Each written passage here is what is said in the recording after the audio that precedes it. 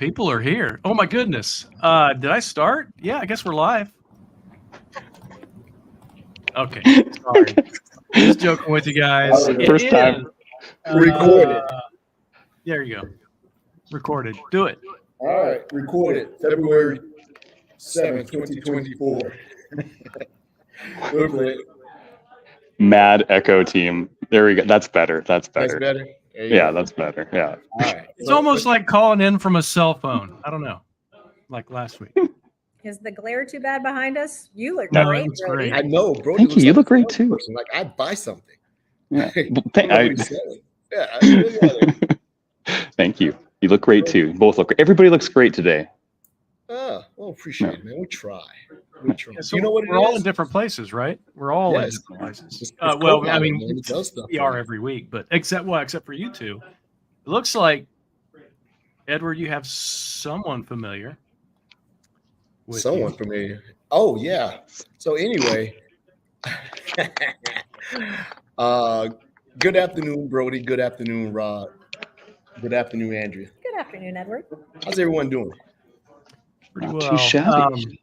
For those just listening instead of watching, we have 3 screens and 4 people. So you can imagine what that means. Someone doesn't have a laptop, so that's what that means. Actually, if you do the Edward math. and Andrea are in the same place. Where are you, by the way? We are in Building 92 in Redmond. We are here for a boot camp, learning all kinds of exciting new stuff. What's that about? What are you learning? What is it? Are you allowed to talk about it? Not really. Not really. I'll do it. No, I'll violate an NDA in a minute. No, can't do Well, it. it doesn't impact Andrea. It doesn't impact your or our jobs, Edward. It only impacts Andrea's job at this point. So because we're not on that team. Well, yeah, well, you know. So we are. Did you tell them where we actually were? I told them we're in Building 92 in Redmond. Okay. So we are in Redmond. We're getting learned up on some technology. Enjoying the atypical Seattle weather where it's sort of overcast forever. That's it. So sounds like Brodie, you are having. Can't be me. I'm on a headset. I'll try muting. Keep talking. See, it is you. or it's coincidental that Trevor turned his when to mute or something. So I don't know. Yeah. Oh, Frank's already calling you out, Edward. Frank can call me out. Frank, it goes away. Taking your advice. This seems to be a waste of a week because I'm having to travel. Well, not like that. I mean, I'm not having enough cycles to be able to get some study time in unless I get up. Well, I'm getting up every morning like 5 o'clock because my body says it's 8 o'clock. So I'm getting it in. I won't let you down, Frank. No matter what it takes. But Brodie, tell me something good. What is Team Canada doing? Team Canada is in Toronto, Ontario. And it's the yearly industry solutions delivery meeting. The first one since COVID in person. And so I'm here with basically the entire Microsoft consulting group, technology people, salespeople, account people, people that help us look good. And we're all having a great time. We're getting the chance to meet one another in person. Well, I haven't met most people here since I was hired. And so it's been fantastic to put faces to names and faces to faces and faces to profile pictures. And we're talking about AI a lot. AI is coming up a lot. Weird. We're talking about different security wins. I'm on 2 of them. Not a big deal. I got called out a few times, so not a big deal. Nice. Kind of killing it. And we got a good view. The new Toronto building, is that the new building, by the way? Because I think that was built since I was there last, because that was before COVID. But yeah, it is the new one. Yes, I'll do a quick panoramic view. Yeah. 1 sec here. Oh my goodness, that's crazy. I love Toronto. One of my Look at favorite cities. Yeah. It's a beautiful That's skyline. awesome. I'm not an office type person, but I would go into that office a couple times. Look at that. Oh, that's great. Right? Yeah. It's changed so much. I sort of lived on and off there for years. Flying in there, and then you would take the 401 West to go to Waterloo to work at RIM. Back there. Back in the day. Back in the day. The actual office itself is gorgeous. I mean, I don't know how many people I'm going to get on camera if I do this, but like everything's very well put together. I'll do like a little walk around in a moment here. But yeah, it's a beautiful building, and they finished it just before COVID hit. So I think it was good for them to say, we want to bring people and show off the capital expenditure. Yeah. You could sell like one floor and give me all that budget money for travel. That'd be awesome. Well, trust me, Rod, they closed the Tampa office. Oh, did they? Give you the that I went to every single day of my life to give you your travel budget. So that's where my travel budget came from. Yeah. And they closed the office closest to my house in Avalon, which was the Mac Daddy office for a number of years, small as it was. But the office in Atlanta is really nice. People go in there. Yeah. I think it's one. I have an office in Cincinnati, but I don't know why it exists because it's got to be one of the smaller offices, you'd think. Yeah. So, Rod, what have you been doing this week? Me? Yeah, you. Watching the same thing that you're watching this week, except remote, which hasn't been too bad because I've actually been able to work while I'm listening. Most of this stuff, though, is kind of rehashed for me a little bit because I've kind of been listening into this stuff for the past year. Or what is this? This is February. Yeah, about a year or so. So, yeah. I will say, I know that is interesting to us, but since the people on the phone have no idea what we're talking about. It's Copilot for security. I'll pull the sheet off. It's Copilot for security, but there's a lot of cool things coming. Not necessarily can't talk about everything yet, but it won't be very much longer. We'll be able to talk about everything. So it'd be kind of cool. Yep. Just got to hold our horses, be patient, and we'll be able to give the people, the listeners, what they want. So yeah, what the listeners want is pricing, and we absolutely still cannot talk about that. So you do so at your own peril. But anyway, so you start to get the gist of what Brodie's doing, Rod's doing, Andrea and I doing the same thing. Learning up. This is a show just for us. We don't have a guest this week, but we will pick up having guests come on and talk starting on the 21st. And I think we all had about one or two things we wanted to bring. So, Andrea, you can go first. What do you want to talk about? I actually have two things that I thought I would bring up just because they're interesting things that have happened recently. And if anyone is having issues using Power BI with the Defender APIs or connecting the data connector in Sentinel to the Defender APIs, and you're getting a deny, open up your conditional access policies. Believe it or not, there is hidden in there a button called Classic Policies. You probably don't even know it's there. But when you go in Classic Policies, you're going to see a WDATP, conditional access policy, and that is the thing that is blocking you. And you can either safely, I promise you, remove that policy or just disable it if you don't trust me, but that's okay too. But that will allow you to connect over that API. It's that conditional access policy that's keeping you blocked. That's the Sentinel to Defender XDR connector or just the XDR connector? Yeah, the XDR connector. Or it's that same API that Power BI uses if you're trying to create Power BI reports. So give that a shot. Yeah, I haven't encountered it yet because I haven't done that Power BI extraction or whatever else reporting. So it's I'll make sure we take note of that. You got it saved up. You want to go to your other one? You see you had two? I don't know. Why don't we all go around and we can take turns? Okay. Well, I got one, but I didn't key it up on another machine. So I'll just bring it up here. I think I have it in here. So I have three, and they're all sort of identity based. So first, it's a post on LinkedIn. So it's like give these posts out rather than going to just to learn. I'd like to talk about the person that brought it to my attention. This gentleman, I don't know him. His name is Nathan Olson. And he gave a little, tidbit on the top 3 Copilot to-dos if you're looking at being some type of governance or person of authority or SME as we go into this AI and this regenerative and this LLMs and data models. He said, your top 3 Copilots to do: identify specific business processes that would benefit. Don't do it. I'm going to think or interpret what I think he's meaning. Don't do it because it's cool. Do it if there's a learning path to at least make sure you're knowledgeable about it, and don't put it in because you're fear of missing out or you're falling behind the industry. And we have to have a co-pilot. Like people are just throwing AI into the description of their products across everything. Number 2, perform a security audit, because if you don't, this technology will expose you, right? Because it's trying to get the job done, and it's assuming that it has permission to go out and look and or manifest and or report. So I can imagine some ways if you introduce one of the gazillion co-pilots that are part of the Microsoft portfolio, it can expose data and governance issues. And I'm sure Brodie's probably going to, once he starts really getting into it, he's going to pull his hair out when he starts seeing these things that come up, right? Number 3, Yes.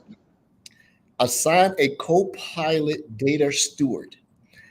That reminds me of GDPR, when you had to have a DPO, data privacy officer, or a CDO, a chief data officer. Someone has to recognize that the strength of the co-pilots is the way that they can access data, not the data that's part of the language model or the repository or the prompt books, but what about the data is going to return and structure in such a manner? It may tell you something you're not supposed to know.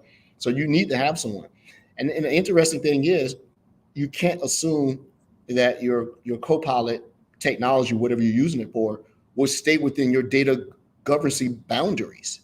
You have to be purposeful about that. So I'll put the link here. I copied it, give him some credit. Maybe I'll try to reach out to the gentleman and see if he'll come on the show. So that's the one that I had. I know the link is going to be super long, but so think about it. Have a business reason to do it. Do a security audit, because once you start transversing boundaries, do not know you have some. Once it's out there, you can't undo it.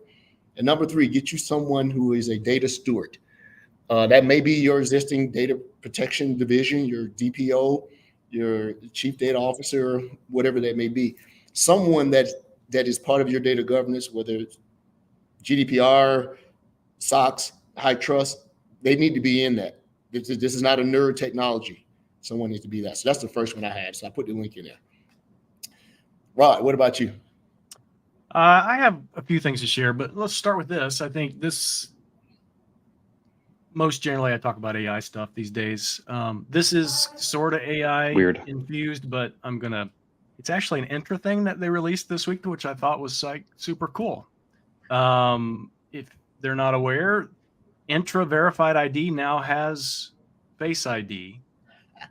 I messed with this week. It's actually pretty cool. So you go into your Entra ID directory, you take somebody's profile picture or a picture of a person and you apply it to their profile. So now that when they want to get access to something, like an authenticator type of access, they can actually verify with their face, and it verifies against their profile to allow them to get in. It's not necessarily that the AI is trying to figure out your face and like capturing that data somewhere. It's actually verified against something that exists within the directory that you've manually put in there yourself. But the AI does a really good job of capturing that. So I think it's kind of neat.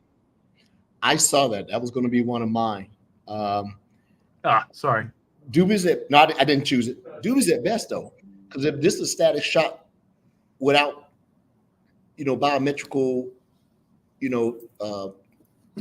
what's the thing that they read in order? Biometric key points.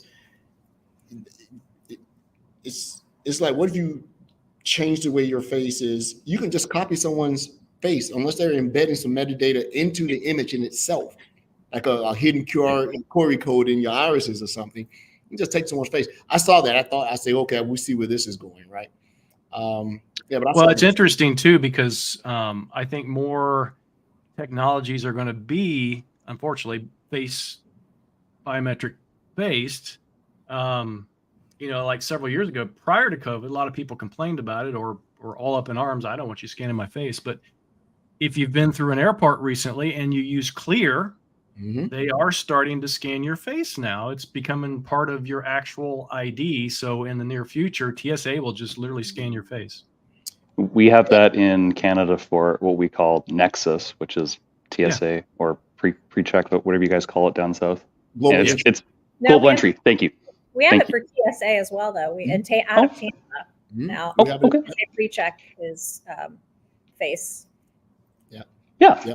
and same thing. If in order to skip the line, like I've had to have my face on file for years now. I mean, it's issued by the U.S. government, so you all have my likeness. So, Well, can you imagine a day where Microsoft or whoever sells their identity to TSA and TSA is just running Enter ID everywhere to do the scanning? That'd be awesome. Brodie, you're big on all these big wins. You should sell that. So. Yeah, that's I will. super problematic. The thing about it, when they say you're scanning your face, make no doubt, while your face may be part of that biometric authentication model, it's your eyes. Yeah. That's what, close your eyes. You will not get authenticated, right? And so, but I know Nexus. I had Nexus for years. They helped me get in and out of Canada, man. That was the best thing going. But yeah. And So Skip those lines. Speaking of closing your eyes to trick it, so I have the new, of course, there's $6 million man on there, but I have the new Samsung S24, whatever it is, the new AI phone, and it does have face scanning. Well, they've had it for a while, but this one, you can supply different face views, and I actually did one with my eyes closed, so it lets me in with my eyes closed. Yeah. This is not directly related to that, but it made me think of, I was having lunch with a friend last week, and her husband is working at a IT startup, and they are working to embed some kind of layer of code on top of pictures online so that AI models cannot scan those pictures to learn from them without properly compensating the artists. Like a watermark or something. Yeah. That was super interesting. Yeah. And 6 degrees of step, I was looking at some hacks and exploits of regenerative AI around image creation. And they got something, is it called Nightmare, a night hash? And it is evil. If you tell it to make a cute, bear hugging a baby with a puppy on the floor, you'll get something totally inappropriate to come back. And so it's pretty good. So now you're starting to see the evolution of the technology because the hackers are getting in on it. Poison the well attacks, poison information attacks, poison the image attacks, stuff like that, right? But yeah. Brodie, did you have something? Yeah, well, actually, I'm going to build on yours, Edward, because I think it's there's been a ton of announcements on purview, information protection, how that relates to AI, co-pilots, et cetera. And we were just talking about that today in the conferences. If you want to enable all these amazing tools, you need to make sure that you have your data estate managed appropriately. Because to your point, and again, Edward, you kind of stole what I was going to talk about, so I'm just going to build on what you said, Edward. But it's all good, but you did a great job representing it. And we talked about it last week, or you all talked about it last week as well, when we had Sarazin and the other gentleman on. I think enabling Copilot is going to help a lot of people, help a lot of organizations, yada yada yada, marketing. But it's also going to have a wide set of capabilities to scan and index and consistently review all data within your tenant. And think about it like that nosy employee. If you don't have your stuff, if you don't have your documents, your important information, your digital crown jewels in secure locations with controls, people are going to snoop, right? That's just going to happen. So, if I open up a chatbot and I'm like, hey, can you make me a presentation on the 5-year plan, or can you make me a presentation on the executive level salaries, and you don't have that information protected, then capability solutions like this are going to be able to go out and grab that. So I think it's an important oh crap, we've actually got to do something about data security moment, right? Because if you're not classifying, if you're not properly storing sensitive information in the right locations already, you have to have a big wake-up call and figure that out quick if you're going to have broad co-pilots working within your environment to make organizations better or help achieve better results. Because you need to hide data from it, or you need to make sure it's not as promiscuous as you want it to be. Now, in some situations, like marketing organizations, but availability is more important than confidentiality. But if we think about pharmaceutical, Edward, you always like to bring that up, or energy, where I work a lot of the time, critical infrastructure, or public sector. We need to have a lot of guardrails around the data itself to ensure that it's properly being accessed either by an entity that's a human or an entity that's an AI. And so things that are coming out soon, and we got Secure coming up in a month, are going to help shed lights on some of these controls. I just need everybody out there to think about that and think about real information security and real classification and protection, not only from people, but also from technology itself. Well, yeah, and that's absolutely right. That's why I wanted to bring this up. So this is part of a deck that I deliver as part of this Microsoft AI tour, right? So this slide here, and the last piece of that is protecting the data. And we always say at this thing, you know, Microsoft Purview is going to be the first kind of get that under control. But at the same time, they really should have been doing this already. Because if you look at this slide, if you do the things, the needful things, the things that you should have been doing already, multi-factor, least privilege, patches, all the good stuff, protecting the data, then you are going to mitigate 98% of all potential AI situations, right? So it's not that big a deal as long as you're already but most customers are not, Brodie, No. to your point, they are not doing the data things. And that is so super important. Well, yeah, and which is the reason we're all gainfully employed, because a lot of the customers, and it's not that they don't want to do it, it's that if you truly were to go in and take anybody's zero trust framework initiative, it's disruptive, right? You're gonna have some rub against some people. Like, you're not. Here's always the pushback. You're not allowing me to do my job, right? And then it goes up the line to someone that says, hey, you're costing us money. We know we need to do this, right? But I tell everybody out there, I'm cheaper before than I am after. Because if I got to come out there and tell you, you got issues. But, you know, it is. And you're right. If they do these things, do what Brodie consults on: data privacy, governance, and knowing and do due diligence about your stuff, which goes back to the podcast guest last week.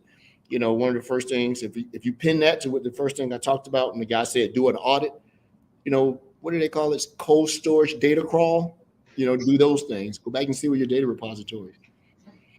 This is the thing now, because the regulatory bodies are going to come in like hawks on everybody's Copilot, on everybody's region. It don't matter, Microsoft, they're waiting, right?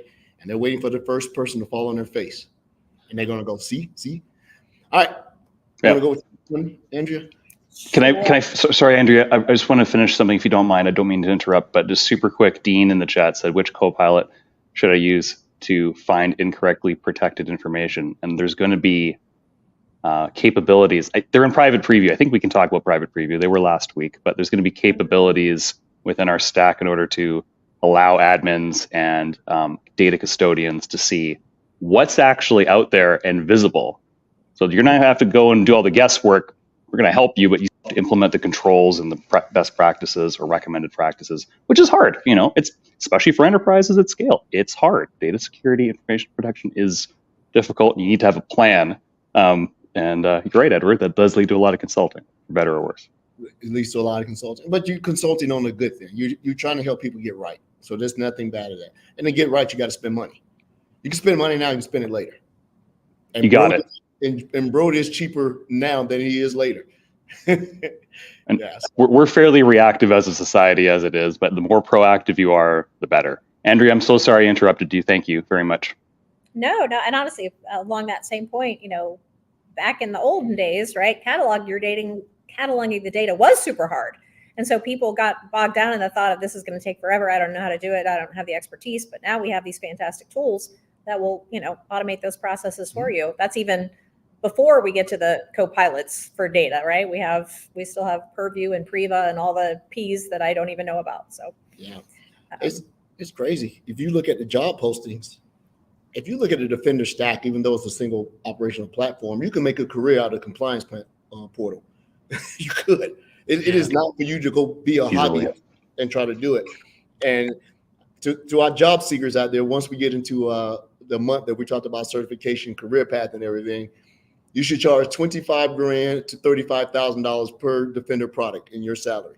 So MDE is $35,000. You want me to do Purview? That's another $35,000. You want me to do MDI? That's another $35,000. Because they're looking for these unicorns. You can't do that. actually 50 grand per workload, right? But that I like that. I don't know if I'll get that, but I like that. make all that money anyway, man. Can you lend me a couple of dollars? Canadian dollars. Yeah, absolutely. Canadian dollars coming your way. And I mean, like, that's what you're touching on is interesting because we all work with administrators and various teams of various sizes. And even in consulting, sometimes they have to be an identity and access management person. I got to be on it.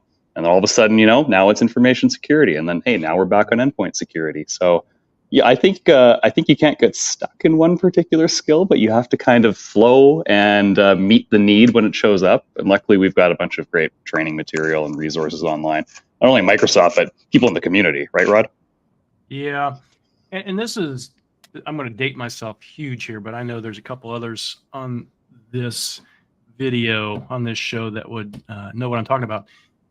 Data cataloging and knowing what data you have. In the old days, that was all outsourced. There were companies that came in and collected your files and did the data classification for you. And if you needed something, you'd call them up. I need this file from 1994 for this company that did this thing, and they would bring it to you. So it's a thankless job.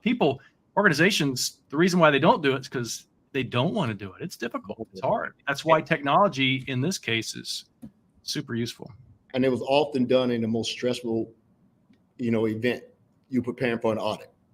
Yeah. And they're coming in and they look, right? And you can never do right. You're never going to pass an audit with 100, right? Whether it's E&Y, Deloitte and Touche, PwC, whomever else is going to come in, KPMG, they believe their job is to find something. You're not getting out of it, right?